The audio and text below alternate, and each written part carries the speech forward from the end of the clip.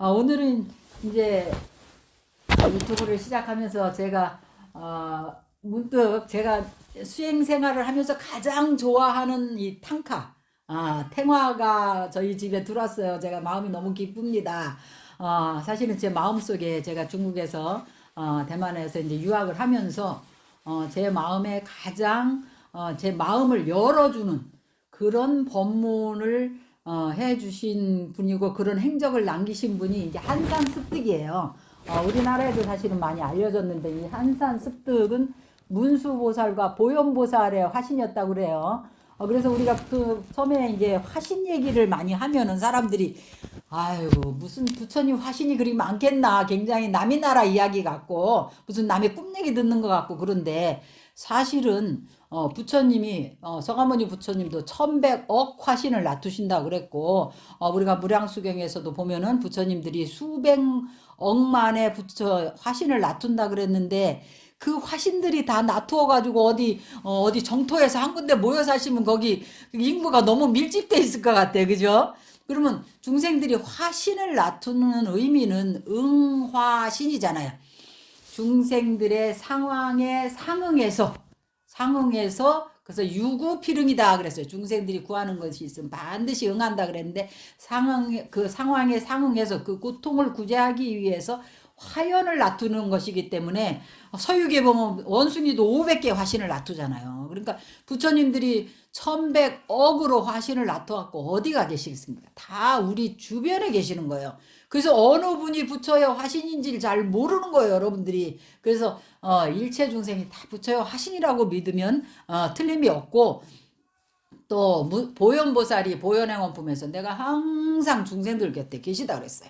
있는데 중생들이 자기 업장에 가려서 보지 못한 것이다. 그래서 이 한산 습득이 문수보살과 보현보살이 화신이었다 그래요. 이분의 스승님은 누구냐면 풍간화상이라는 분인데 그분은 아미타 부처님의 화연이었기로 이미 그 기록이 나와 있는 분입니다. 그래서 당나라 때 그 선도대사가 또 아미타 부처님의 화연이었다 그래요. 그래서 선도대사는 광명이 나와, 나무 아미타불 할 때마다 입에서 광명이 나왔다 그래. 그래서 그분은 광명화상이라는 이름을 가지고 아미타 부처님의 화연이었다라고 이야기를 하면서 그 나무 아미타불 칭명 연부를 하라, 오로지 나무 아미타불만 연부를 하라라고 그 연부를 제창하신 분이 선도대사입니다. 그 당시에 또 풍간화상이라고 민간에 스님인데 아주 자유자재한 행을 하신 스님이 계셨는데 그분이 바로 아미타 부처님의 화연이었다고. 그분의 제자가 한산 습득이에요.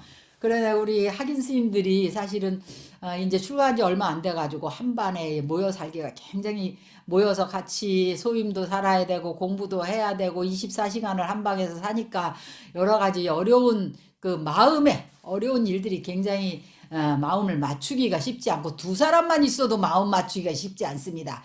그런데 또 스님들이 다 성격이 특이하잖아요. 특이하기 때문에 출가를 했는데 그 중에 정말로 수승한 보살의 화연도 있겠지만 정말로 승질머리 이상한 사람들 스님 많이 되거든요.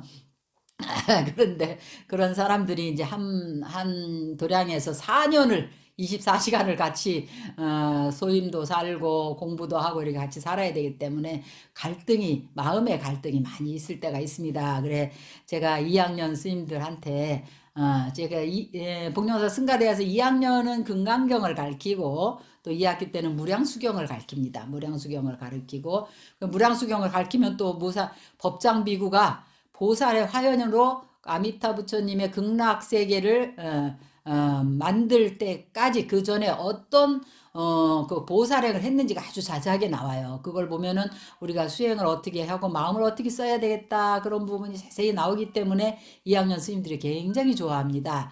그리고 3학년 때는 이제 원각경하고 그 능엄경을 가르치고 또 원각경을 가르치는데, 그래서 제가 어제도 이제 원각경 그제도 가르치면서 3학년 스님들한테, 스님들이 쉬는 방을 지대방이라 하거든요. 쉬면서 자유롭게 담론도 하고 차도 한잔 마시는 방이 이제 지대방인데 거기다 크게 한 장 반장 스님한테 써서 붙이라 그랬어요. 그 무슨 말을 써서 붙이라 그랬냐면 당신은 지금 원각에 수순하고 계십니까? 하고 써서 붙이라 그랬어요. 왜냐면 보통 우리는 번뇌에 수순하잖아요. 아집에 수순하고 에고에 수순하고 자존심에 수순하고 잘났다는 생각에 아상에 수순하고 사는데 적어도 원각경을 배우는 학인이라면 우리 본연의 원각의 청정한 그 원각의 그 자리 모든 공덕과 지혜가 원만한 그 원각의 자성자리에 수순하고 살아야 된다. 그래서 지대박에다 제가 크게 붓글씨로 하나 당신은 지금 원각에 수순하고 계십니까? 하고 써서 붙이라 그랬어요. 그리고 우리 2학년 스님들한테 제가 이제 이야기 해주는 가장 이야기하기 좋아하는 내용이 바로 한산습득의 시입니다. 그래서 이제 여기 한산습득의 시가 이렇게 나와 있는데 거기 시에 보면은 한산습득이 이제 한산이 습득에게 묻기를 이 부분이 이제 제가 제일 좋아하는 시인데 만약에 세상 사람들이 나를 비방하고 기만하고 여기 한문 내용은 그건 아닙니다. 욕하고 비웃고 얕보고 천시하고 싫어하고 속이면 내가 어떻게 하면 좋을까요? 하고 이제 한산 스님이 이제 습득에게 물었어요. 그랬더니 습득 스님이 말씀하시기를 그냥 참고 양보하고 그냥 따르고 피하고 견디고 공경하며 상관하지 말라. 괴념치 말라. 이렇게 몇 년이 지나서 어떤지 한번 보아라. 그 사람이 어떤지 한번 보아라. 라고 대답을 했습니다. 그러니까 한산 스님이 또 묻기를 혹 피할 수 있는 또 다른 방법은 또 없을까요? 하고 물었어요. 그러니까 습득이 미륵보살의 개송으로 대답을 했다 그래요. 미륵보살. 미륵보살이 이 못난 늙은 것은 다 떨어진 옷을 입고 미륵보살이 중국에서는 포대화상의 모습으로 이렇게 화연을 해가지고 그 포대화상이 굉장히 유명하죠. 그래서 우리가 중국절에 가면 포대화상 배만 만져도 재물이 들어온다 그래가지고 사람들이 중국절에 가면 포대화상 배를 하도 만져갖고 배만 반질반질합니다. 그런데 그 미륵보살이 이제 말씀하셨어요. 이 못난 늙은 것은 다 떨어진 옷을 입고 그저 밥만으로도 배가 부르네. 떨어진 것도 기우면 추위를 맞기에 그만이고 모든 일에 인연을 따를 뿐이라네. 그랬어요. 그러니까 집착하지 않고 인연을 따라서. 그래서 저도 항상 저 자신도 그렇고 우리 학인 스님들한테도 우리가 중생교화를 목적으로 하지만 수연도중생한다. 인연에 따라서 중생을 교화하지 억지로 그것을 번뇌하거나 집착하지 않는다라고 얘기하는데 미륵보살도 모든 일에 인연을 따를 뿐이라네. 어떤 이가 늙은 것을 욕하면 늙은 것은 그냥 그렇다 하고 어떤 이가 늙은 것을 때리면 늙은 것은 그대로 쓰러져 버리네. 내 얼굴에 침을 뱉으면 저절로 마르도록 내버려 두고 그렇게 내버려 두면 나도 기력을 아끼고 그 사람도 번뇌를 하지 않는다네. 이와 같은 바람일은 오직 오묘한 그런 보배이며 그래서 오묘함 속의 보배랍니다. 오묘함 속의 보배이며 이 소식을 안다면 어찌 도를 마치지 못할까 근심할 것이 있으랴.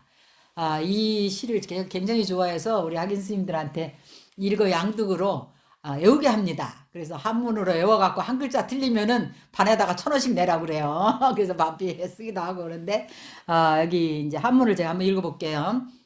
한산문 습득왈 세간 방아 기아 요가 소아 경아 천아 아가 편아 여하 처지후 습득이 운하되 지시 인타 양타 유타 피타 네타 경타 불료 이타 제대 지기년 저 칸타 한산이 운하되 환유 심결 가히